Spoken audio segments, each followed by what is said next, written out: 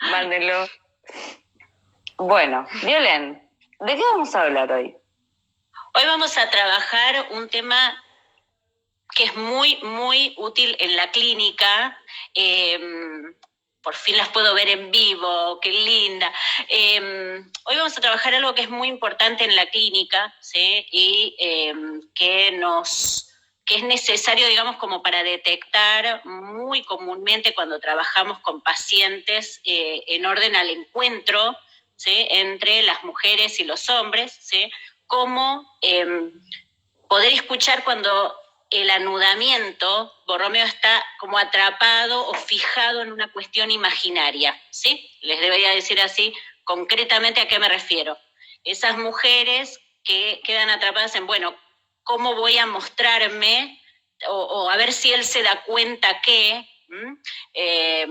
¿cómo hago para en la conquista, ¿no? En el encuentro inicial con un hombre? Bueno, si yo tengo que decir tal cosa, va a pensar tal cosa, ¿sí? Mejor mostrarme. Todos esos, los entretejidos que se dan cuando uno está conociendo a alguien, sobre todo hoy que la gente se está conociendo por redes sociales, por Tinder, Happen, Badoo y todas esas cosas, al no conocer qué hay específicamente del otro lado, no es que es el primo de un amigo, más todavía, ¿no? Eso se escucha un montón en el consultorio. Tal cual.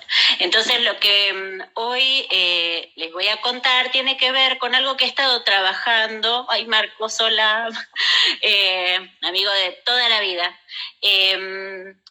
Con lo que he estado trabajando con una paciente en esta semana, que ella misma me cuenta, ¿no?, sus elaboraciones respecto de este punto, ¿no? Cuando me dice cómo las mujeres quedamos, dice ella, atrapadas, ¿no?, en un discurso alienante que dice cómo debemos comportarnos, ¿no?, para producir un efecto en el otro. Entonces aparece el mandato al histeriqueo, ¿sí? Es decir, el mandato a acercarnos a un varón, pero no dejarle ver que queremos en realidad conectar demasiado, sino entonces, bueno, uno conecta y después tiene que alejarse. Y entonces eso es en la suposición, y voy a agregar imaginaria, de que eso produciría en el otro un deseo hacia nosotros. ¿Sí? Exacto, o sea, si una se hace un poco más la difícil, es el mandato, el otro va a tener ganas de saber de vos. Ahí está. Bueno, como que si uno escribiera todas las veces que quiere, la caga, perdón por el término. ¿No? Algo así. Algo así. Algo así, ok. Académicamente hablando. Entonces, a ver, ¿cuál es la cuestión ahí?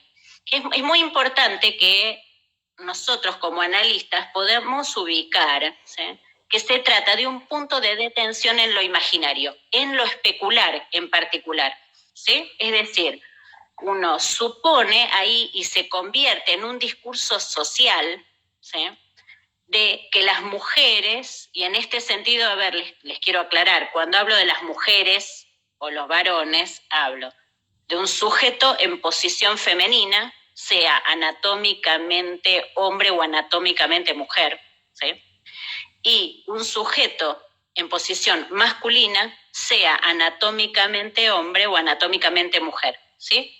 Sí, porque este es el modo de sexo orgánico. Exacto, exactamente. Entonces, en la posición femenina, vamos a decir así, cuando la mujer está eclipsada en una cuestión imaginaria, pierde la relación a su objeto a causa de deseo, y entonces el deseo es que el otro me reconozca, que el otro, digamos, se sienta atraído por mí. Ese punto de la especularidad donde el sujeto en este caso se pierde a sí misma y justamente termina tratando de mostrarle al otro que no desea tanto, ¿sí? Ese tipo de intervención, ¿sí?, que el analista tiene que tener mucho cuidado en la escucha, ¿no? Porque como estamos en el dominio de lo imaginario, ¿sí?, y por supuesto estamos hablando de sujetos neuróticos en lo imaginario, ¿sí?, es decir, que viran, acá les voy a mostrar, como hacemos siempre, ¿no?, que nos piden que leamos desde el Nudo Borromeo, ¿sí? En lo imaginario, el sujeto vira, ¿sí? Está entre la angustia, ¿sí? Y la inhibición. Entonces, no, ¿cómo le voy a dar a ver tal cosa? Entonces me restrinjo, vamos a decir así, ¿sí? O a ver si yo fui muy avasallante y entonces el otro se asustó y salió corriendo, ¿sí? Es decir, que pasamos en todos los, podríamos decir, el lugar donde una mujer se pierde en la mirada especular, ¿sí? Por eso el estadio del espejo, ¿sí?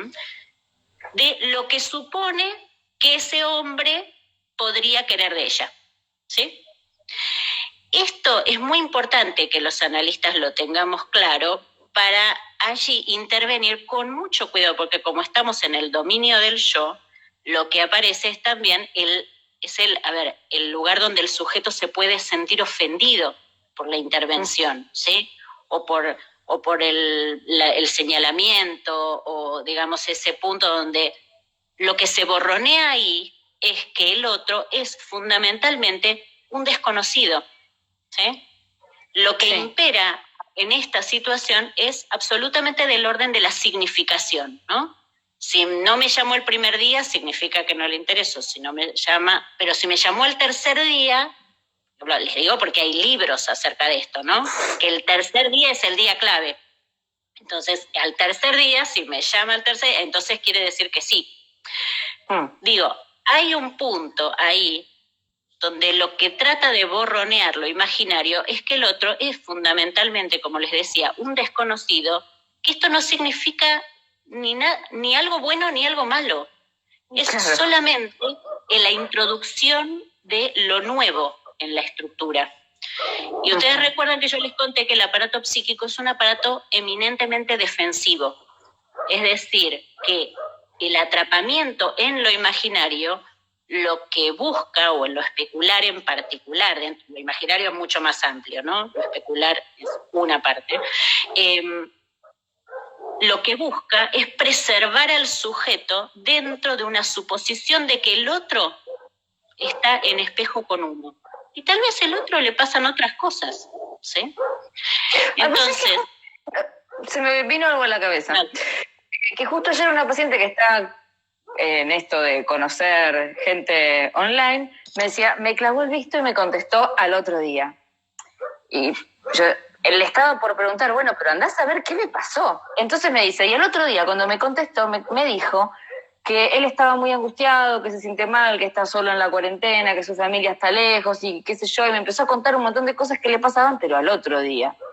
Y al otro día pudieron hablar, pero en el medio a ella se le armó toda una cosa de no quiero hablar conmigo, me voy a ir de la red social, nunca más voy a hacer esto, es toda una porquería, como toda una cosa así gigantesca. Claro. Una pausa en el esperar al otro. Una expectativa de control frente a lo incierto del otro. Es tal cual, Julia, ahí es tal cual.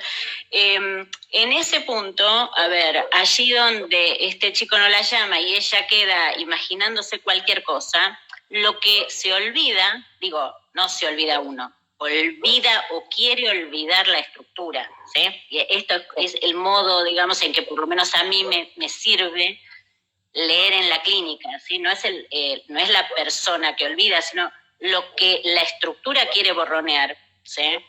Que no quiere ver, es que el otro es diferente, ¿sí? Y que lo que puede ser es que realmente, como vos decís, no puede hablar en el mismo momento en que le pasan las cosas. ¿Cuántos de nosotros podemos en el mismo momento que recibimos un mensaje contestar con la respuesta exacta que queremos dar? La verdad que el respeto al otro implica un tiempo de elaboración de una respuesta. Uh-huh. Y lo que se busca en algún sentido... Lo voy a anotar, perdóname. En algún punto el atrapamiento imaginario lo que produce es un borroneo de eso. No, me tendría que poder responder y responder bárbaro, ¿sí? Y responder exactamente lo que siente. Digo, ¿sí? Entonces, hay varias cosas en esta cuestión, ¿no? Como hablábamos del imperio de la significación, ¿sí? Uh-huh. el lugar de la idealización, ¿sí? En esa misma línea, ¿sí? Y una frase que podríamos incluir dentro de esto especular y que a muchos de ustedes los va a choquear, porque les digo que yo lo he trabajado después de, he llegado a esta conclusión después de mucho tiempo de trabajar con pacientes, ¿sí? Que esta frase que en principio parece bárbara, digo, y que todos podríamos estar de acuerdo, ¿no? Que es también un índice de lo imaginario, ¿no? Es potencialmente muy complicada, que es no hacer al otro lo que uno no quiere que le hagan. Que uno diría, realmente está buenísima esa frase, ¿no? Está buenísima. Pero bueno, es una máxima kantiana, ¿no? Es moralmente correcto. Exactamente. Es una máxima kantiana. Es no hagas lo que... Es decir, hay un mandato a la inhibición, ¿sí? Es decir, a ese punto donde se supone que al otro, uno sabe lo que al otro le va a gustar o no le va a gustar, y entonces sobre eso tendría que poner la otra mejilla, por ejemplo, ¿sí? También esta es otra frase también que tiene que ver con esto, ¿no? Todo el tiempo habría que aguantar, ¿sí? Por ejemplo, no hagas lo que el otro, entonces, bueno, tal vez uno quiere hacer algo o quiere decir algo, pero no, porque al otro le va a molestar. Es decir, un llamado a la inhibición y a la cuestión defensiva que el aparato psíquico... es decir, esta frase, hay un punto que está buenísima, ¿eh? No es que yo diga que la frase está mal, pero los extremos hacia los cuales puede llevar esta frase, ¿sí? Como por ejemplo la frase religiosa esta que recién les decía al pasar, la de la mejilla, poner la otra mejilla. Poner la otra mejilla está fantástico cuando uno dice, bueno, no responder automáticamente, no como una reacción a lo que el otro dice, sino pensar un poco y decir, bueno, ofrecer otro costado, ¿no? El tema es que después... Poner la otra mejilla como una posición subjetiva implica un círculo... Un círculo vicioso donde además no hay límite de mejillas. Siempre hay que poner la otra mejilla. Digo, entonces... Es esto que en algún momento hemos estado hablando en los anteriores vivos, últimamente, ¿no? Como cuando una frase toma un sentido general, inflexible, casi, como vos decías, en el estilo, digamos, de un mandamiento kantiano, ¿sí? Produce como efecto una cristalización del sujeto, ¿sí? Entonces, esto me parece importante porque en la línea de buscar el reconocimiento del otro, caerle bien al otro, ¿no? El sujeto termina no mostrándose como puede, que es en falta, es decir, conociendo a alguien, dice, mira, yo no tengo por qué saber, digamos, ¿no? Bueno, vos me irás mostrando y yo también te iré contando y vemos, digamos, y tal vez funciona y tal vez no. Digo, esto que en acto es poner en ejercicio la castración, ¿sí? Es lo que todo el tiempo lo imaginario con su búsqueda, digamos, de proteger al sujeto o envolverlo, ¿sí? Busca evitar, ¿sí? El encuentro con el otro y con lo nuevo, ¿sí? Sí. También otra cosa que les puede servir en relación a detectar cuando se trata de un punto de detención en lo imaginario es el imperio de la cuestión visual. Eso lo van a ver, lo van a escuchar, digo, en el discurso de los pacientes se escucha, ¿no? Ay, no me vaya a ver que yo, o, digamos, yo le mostré demasiado, ¿no? O, digo, hay ahí un imperio del objeto a mirada, ¿sí? Que lo que yo quiero que ubiquen es que en la medida en que el nudo borromeo está articulado, ¿sí? Y estamos hablando de neurosis, ¿sí? Decimos, es el modo en que lo imaginario lee la función del objeto A, mirada. Si lo lee desde lo imaginario, lo traduce así, ¿sí? Hay un punto allí que es muy interesante, ¿no? Que en lo real, cuando un sujeto pone o digamos, de alguna manera se arma, ¿no? Esto de el objeto a causa de deseo, colocado donde tiene que estar, y entonces el sujeto puede estar abocado a su labor y disfrutarla mucho, y en algún otro momento desear estar con esa otra persona, supongamos salir del trabajo, ir a ver a esa persona.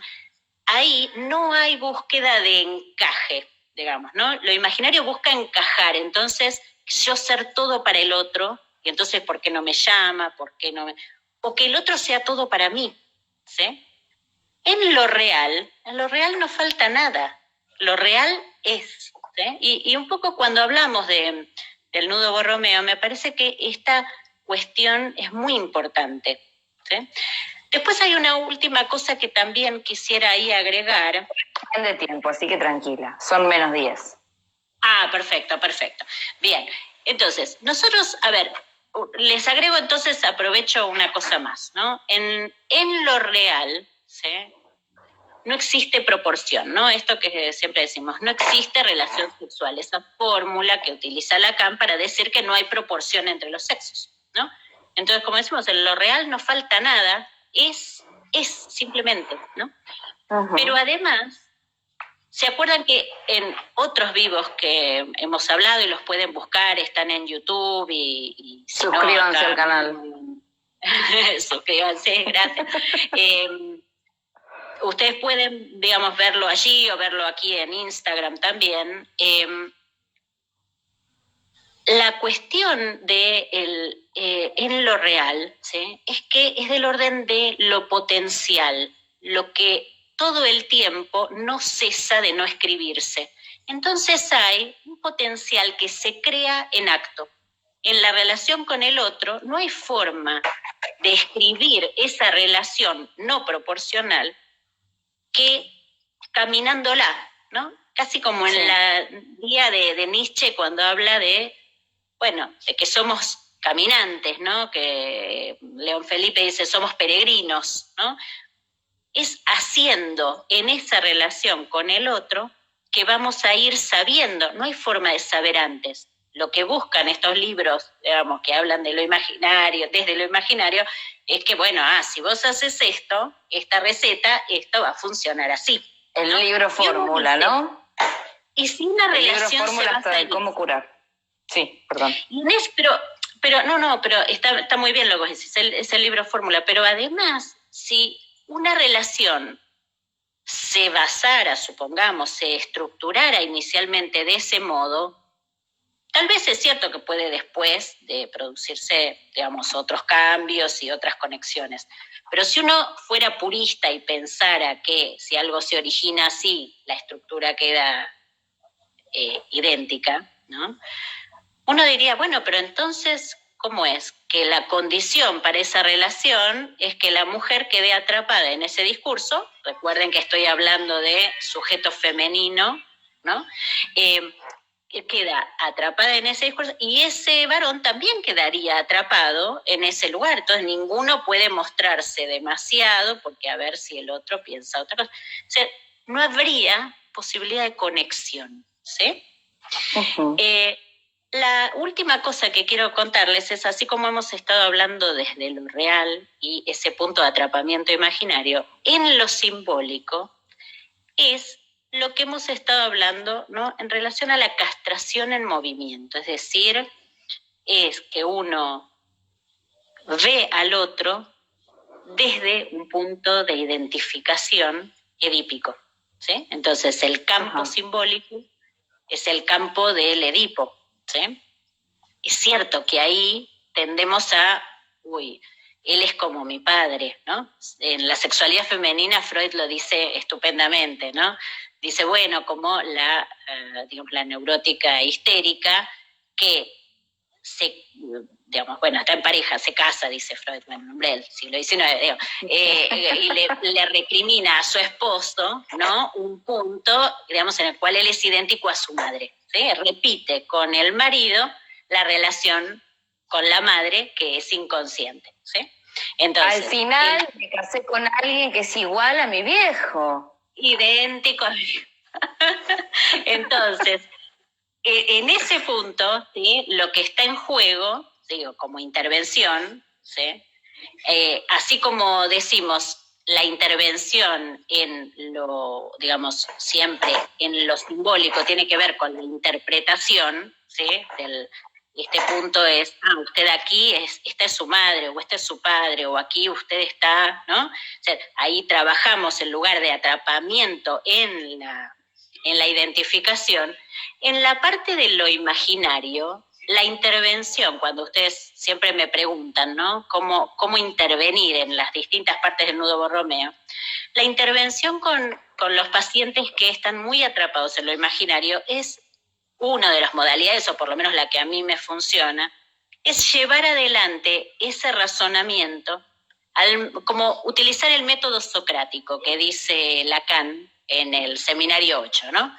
Cuando trabaja el banquete de Platón, y entonces muestra cómo Sócrates va y lleva ese razonamiento del sujeto hasta sus últimas consecuencias, ¿no? Entonces usted no le quiere mostrar que, claro, no vaya a ser que él piense que usted está interesado.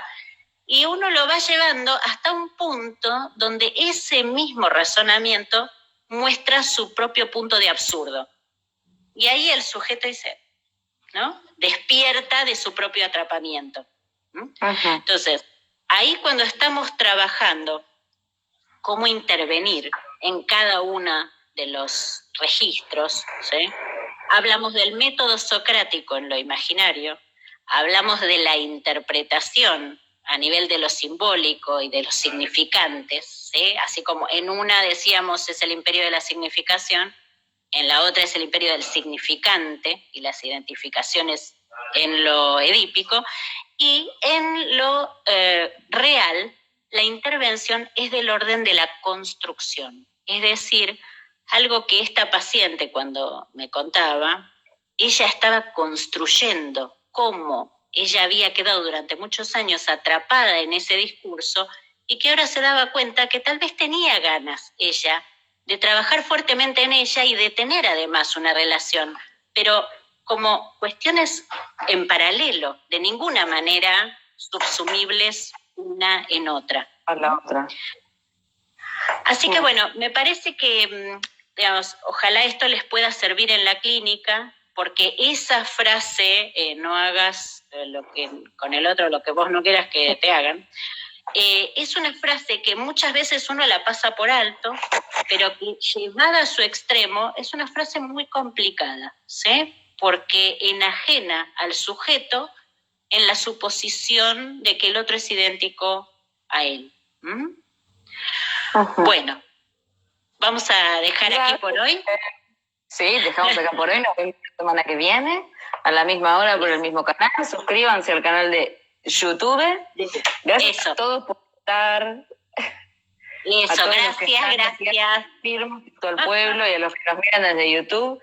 Gracias, Violén. Y bueno, finalizamos. Y si quieren, compartan en las redes que pueden encontrar este video. ¿Sí? Dale. Muchas gracias. Chao, chao.